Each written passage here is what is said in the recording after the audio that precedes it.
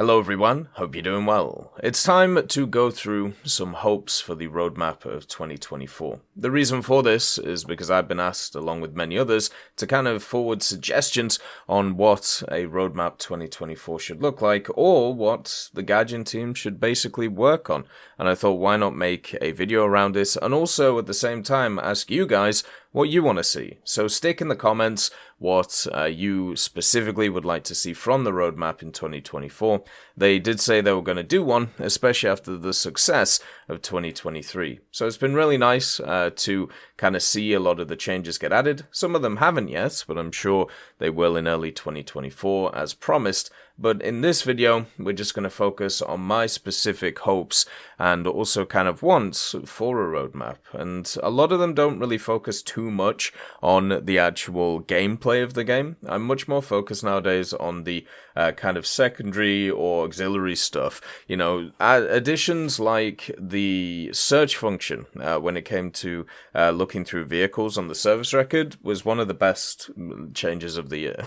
You know, that to me is really cool. The search function on stuff like decals as well was a big positive as well. So a lot of good UI changes this year, which have been really cool to see, but there are still a bunch more that would be nice. So as I said, get your thoughts in and let's go through some of the ones that I have.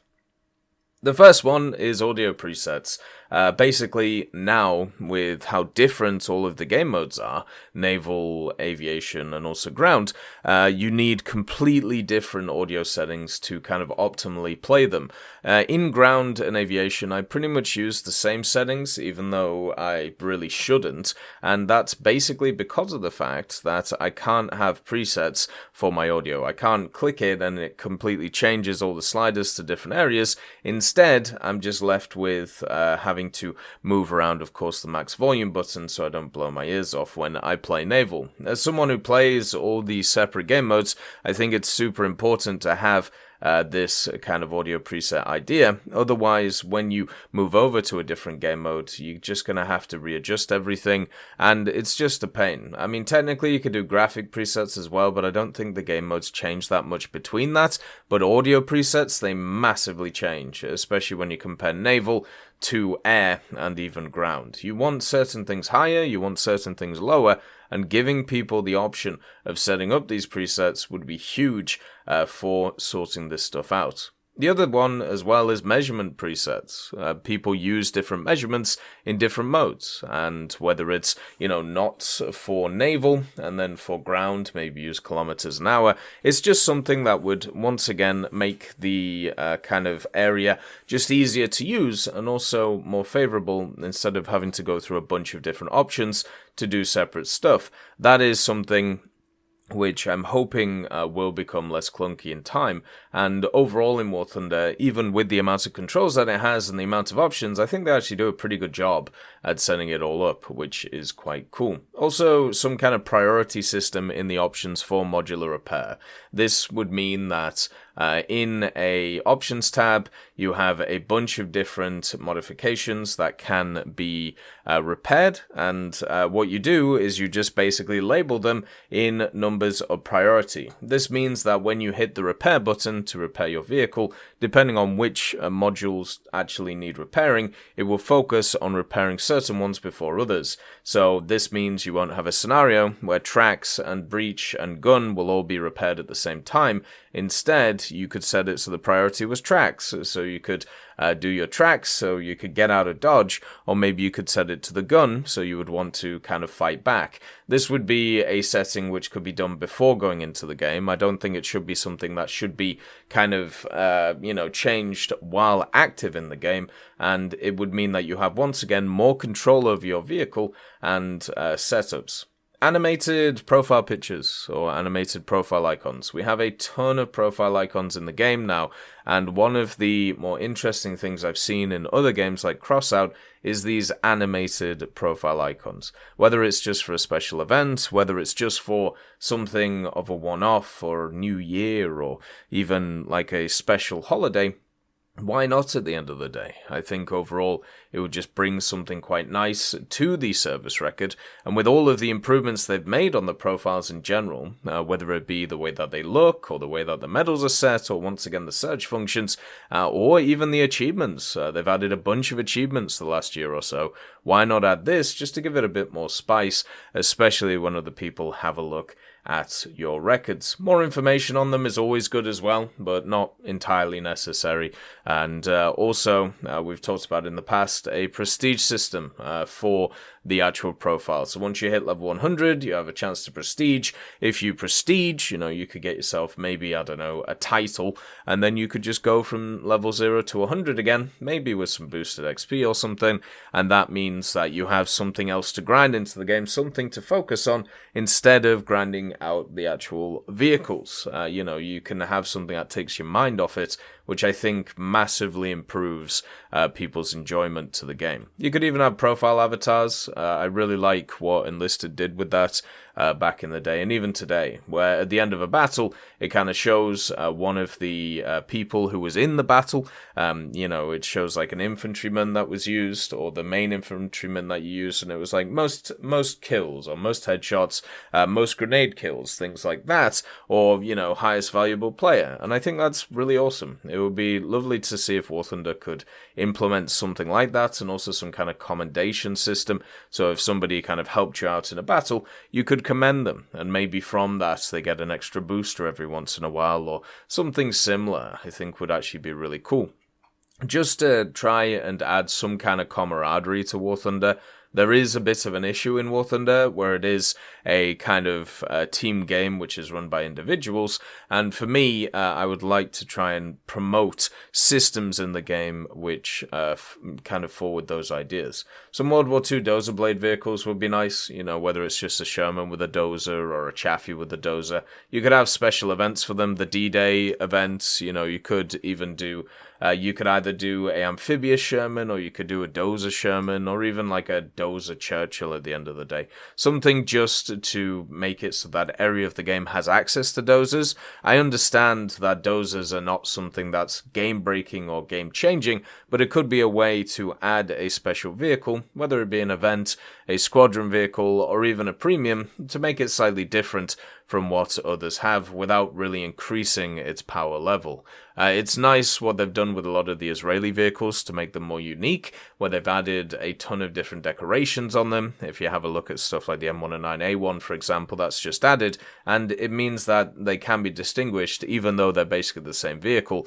Dozer blades is another thing that can be done in that way to try and help it. You also have the idea of pages of history vehicles. We have the pages of history. You have 12 a year to be able to get the profile pictures, one each month.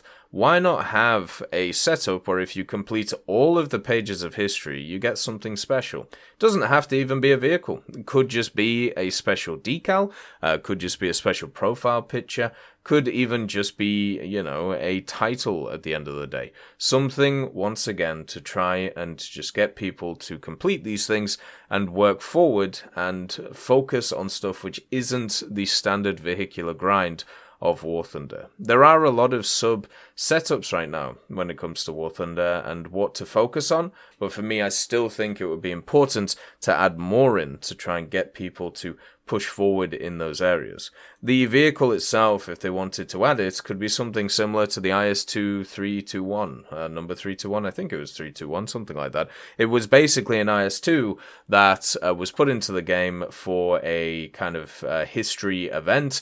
It was for the Battle of Berlin. The vehicle itself is not actually a historical vehicle. The IS-2 obviously existed, but the 321 didn't. It was a culmination of a bunch of different vehicles which have been around the place, and I think overall that's pretty cool. They could create something like that, so it doesn't have to specifically be tied to a historical vehicle, but it can have a bunch of historical stuff on it. And at the same time, you could just folder it in a standard tech tree, just like they did with the IS-2. I thought that IS-2 event was really cool, and nothing really kind of happened with it. So I don't know what went on at the end of the day with that general vehicle.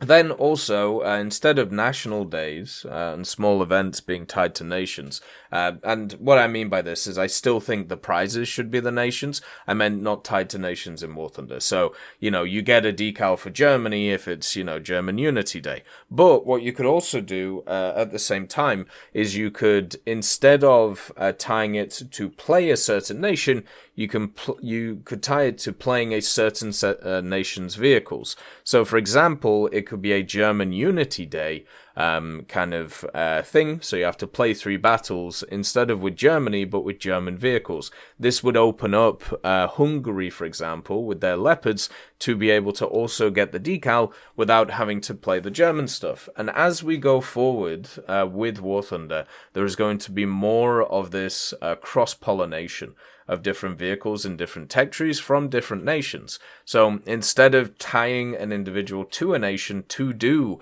the decals or the specials, why not tie them across the board to different nations and give them more opportunities to get access to these things, instead of kind of forcing people to get to rank 3 of every single tech tree in the game, which, as we know, isn't exactly the easiest thing. And also, if they plan on adding more independent tech trees, will become more of an issue going forward, which could be really bad. So I think in general, that's what I would do. I would actually, instead of, doing the system they have now, tie it to vehicles like they do in the pages of history, instead of the nations themselves. Stock APF SDS for any vehicle that has access to it. This goes unchallenged, I think. Now that they've added rank 8 in, and one of the biggest things at rank 8 is they've given them stock APF SDS. Well, guess what? There's a bunch of vehicles at rank 7, which face a lot of those vehicles at rank 8, which don't get access to stock APF SDS. If we want to play the fair and balanced card, it should be fair and balanced that those vehicles also get access to it, because right now, the way that it's set up, it just looks like a gimmick to be able to sell rank 8 to people, since rank 8 itself is really not that different and really not that revolutionary compared to other areas. Every mechanic that was added to rank 8 was pretty much already in rank 7, and in a lesser extent, or was added at the same time, like spall liners. The stock APF SDS, though, is the one difference, and for me, I just don't think it's very fair. At the end of the day, all of these vehicles were changed in the past to not give them stock APF SDS, supposedly for balance reasons. Well, now we're in a situation where you're saying the best vehicles in the game need the APF SDS as a stock round because of the additional chemical protection at the highest echelon, but for some reason, the vehicles which are 0.3 BR lower than them are not allowed it, because I don't know, they're balanced, supposedly, because they can face stuff which is 0.3 lower. Ridiculous, should be changed, especially since, all of the other armor values and all of that haven't been changed at all. Then, revamp of crafting events. So there's 2 ways, in my opinion, to do this. They've actually, this year they took a large step in the correct direction, in my opinion, in crafting events. They made it so you could get 2 of the high-end vehicles instead of just 1. So before, you could get a major vehicle and a minor vehicle. This time, you could get 2 major vehicles. This was a big positive. I thought it was really good that they did that, but it still meant you could only get 50% of the vehicles out of the event. The issue with the crafting event is that you have to pick and choose what you want instead of being able to get everything. I really don't like this idea. I think it's bad. I think it's poor. And because it's a monetary move. It's a predatory monetary move to push people towards using the market. And now, after looking at the market, after the last crafting event, what you can see is the prices are insanely low for a lot of these vehicles because the vast majority of people who use the market have worked out how the system works now. So for me, what I would do with the crafting event is either you can grind all the vehicles, even if it's painful, or you make it a blueprint event in the Warbond shop. Now, I've talked about this previously, the idea of a blueprint event or a Warbond shop blueprint. The idea is you spend a specific amount of Warbonds on a blueprint, whether it be an old event vehicle or whether it be just a new vehicle that's kind of around the place. If you select it, it opens up the workshop for you in War Thunder. It gives you a bunch of challenges that you have to do, and also gives you access to kind of a bunch of things that you have to build, and you could get resources over time for it, whether it be through challenges or just through general gameplay. And then you put it together over the series of either that season of the Battle Pass, or if you just purchase the blueprint, it will be available for you permanently. Once you complete all of the challenges for that vehicle, you then get that vehicle. And then if you don't complete them in the given time of the Battle Pass, you get a refund on your war bonds and you can use them on other things. That to me would be perfect. It would mean that it would be a lot more fair for people. It would give people more time to do it. And if we're going to have these elongated battle passes, might as well use them instead of these crafting events, which are very much condensed into a small amount of time and are incredibly rough to play.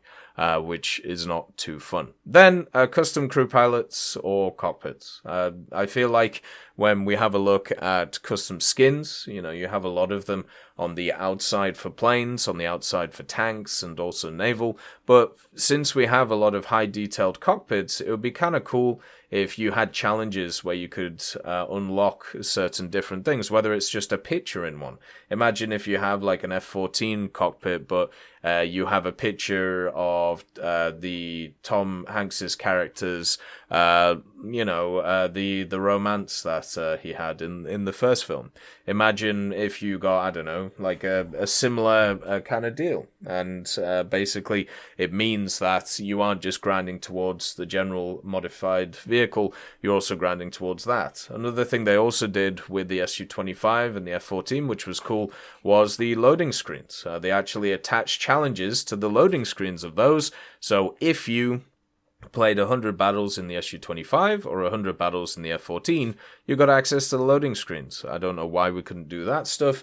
I think that would be quite kind of nice. And then customized crew pilots, different helmets, different things like that. And also in the hangar itself, why not have a tank crew just stood outside of the tank, or a pilot stood outside of the plane, or even like a bomber crew stood outside of the bomber?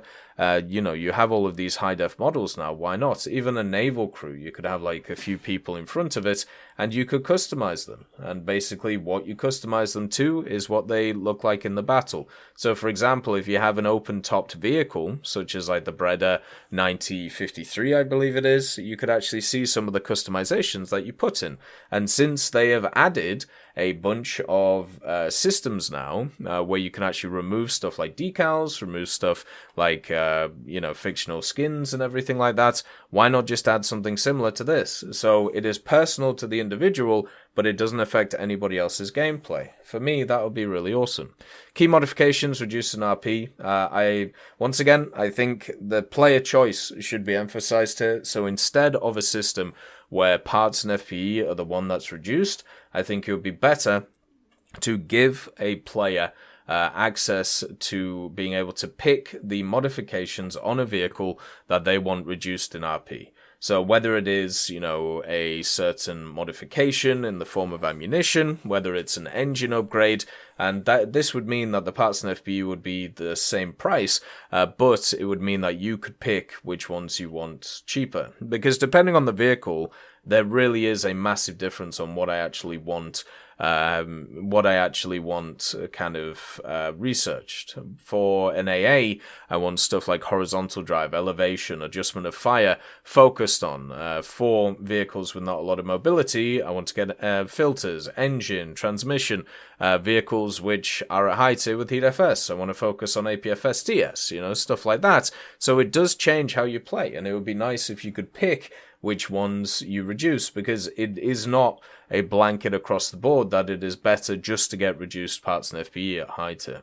The next one is a Thunder Pass idea. This one I've had for a few years, and it's just a simple one. So you could maybe pay a bit of GE, or you could maybe grind out a bunch of challenges over a couple of months. It gives you access to a set of challenges. If you complete them, you get decals or camos for vehicles. Simple as. So taking the old Thunder League idea of the dog tags and just kind of making it more of a standard thing.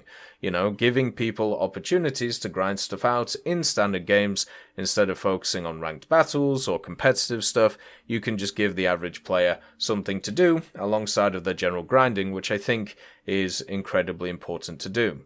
You could even extend this idea to the weekly or monthly decals, which they removed this year. I'm hoping that they come back next year, and this is a way that you could do it. You know, you could have a paid version of it, and you could have a SL version of it.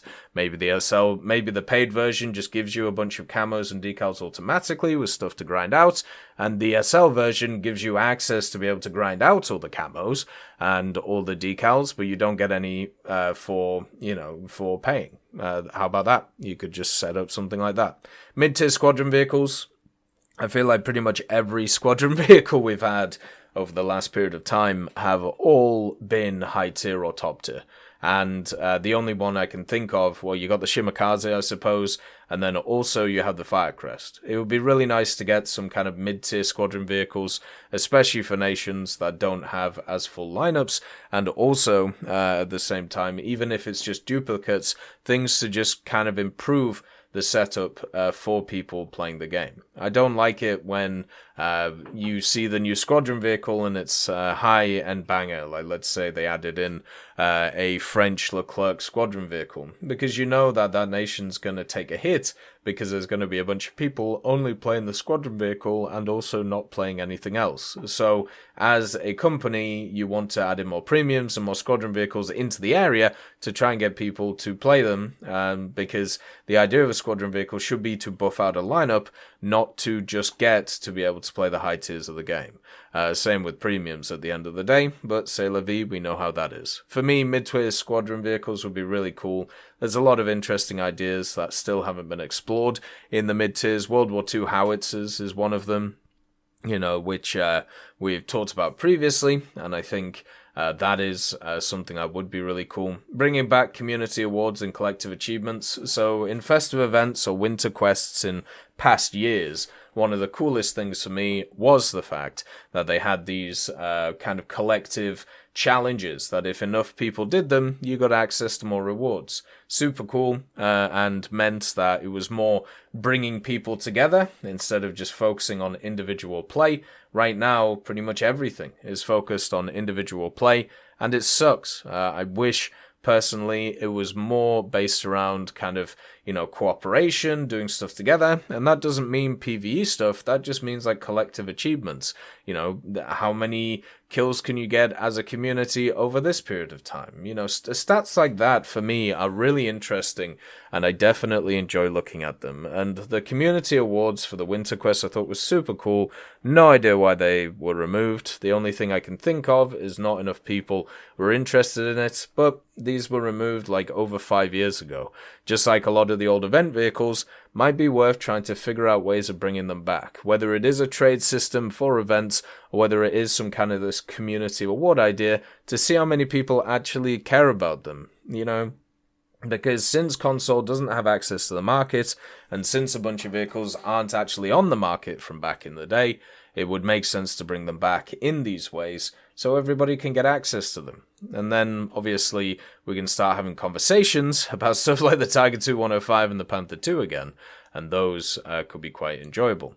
Atomic Heart challenges were really cool. If you didn't play the Atomic Heart event, they actually had 2 sets of challenges. So they had the standard mission score ones, which were every 4 days technically, so you had 2 days to complete them, but in between those mission score events, you had access to a specific one which focused on a specific kind of vehicle which was in the game, whether it was the laser chella, the repair chella, getting kills with tanks, destroying robots, whatever it was.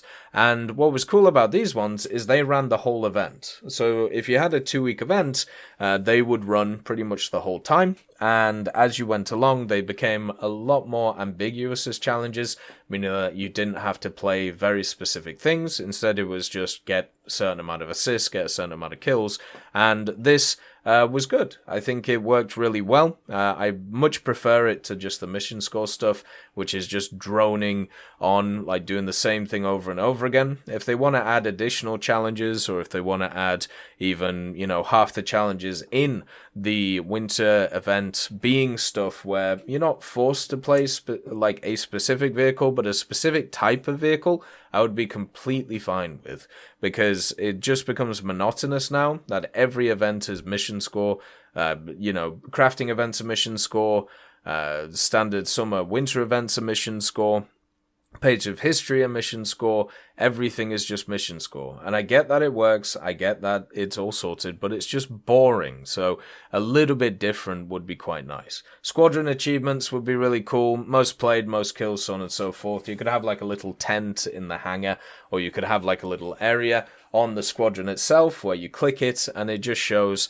who has the most like kills over the period of the squadron, who has played the most, who has the most assists, who has the most like squadron rating battles, kind of like a Hall of Champions idea to kind of ingrain people into the squadron and also show what's going on. You could even have squadron decals too, if you really wanted. And once again, these would only be available to the squadron members, and other people wouldn't be able to see them. So this would mean that, it wouldn't be too much of a hassle. You just have to have somebody to okay it or not okay it, and then kind of add it into the game. Or maybe you could just, have a user camo template that people could use with the camo and then kind of spread it around, which would be kind of cool. And then ability to compare separate stats in War Thunder 2, so being able to put two vehicles next to each other and look at their stats, whether it be their modifications they have access to, or whether it be, their max speed, or generally stuff like that. Kind of like a top trumps deal. Would be really nice, just so it will be easier to kind of show stuff and also understand which is better and which is worse. There's a few applications out there that try and mimic this, but they don't do it very well, and I feel like if the Gaijin team decided to do it, it would work incredibly well, and it would be lovely to see. And the last one, and probably the most important just from a personal point of view, could we have some breaks? Like, I get that we have this idea of constant content, 5 major updates a year, 6 major events, a bunch of events during those, plus, the fun events like the football, and then also some other events like the Atomic Heart one. Then you've also got all the competitive stuff, and you have all of these going on, plus the battle passes all the time and the pages of history. It is ridiculous to keep up with everything. I was thinking about when did I have the last day off I had when it came to doing this stuff and kind of focusing on what was going on. And I understand this is all just on me, I'm not blaming anybody else from this. It was in April of 2021. That's how crazy it has been when it comes to War Thunder. There has been so much stuff going on, and we just have never had a break. And I would be very surprised if we see breaks in the future. But even just a little bit of time between battle passes, a little bit of time between, different events, or maybe just one month off pages of history. Yeah. Something just to chill, reset, and then go again. There are times in the year where this can happen. January to February is one of them, and then also stuff like September is another. And it would just be nice just to kind of relax, take step, instead of having to deal constantly with a barrage of everything going on. As always, I hope you have a wonderful day, and I'll see you next time. I'd like to thank Schnitzel Stroker, Brendan Quinn, Vilneus, Character Fuel, Carrion Crow, Nicholas Richardson, Gus Irenicus, Pyman, Wartinder, Teddy, Daniel Stanton, B. Young, Opium Prime, Masonocrat, Lafouche, Alan Hacker, Sem Arslan, Uncle Bean, and Derek R. for supporting the channel.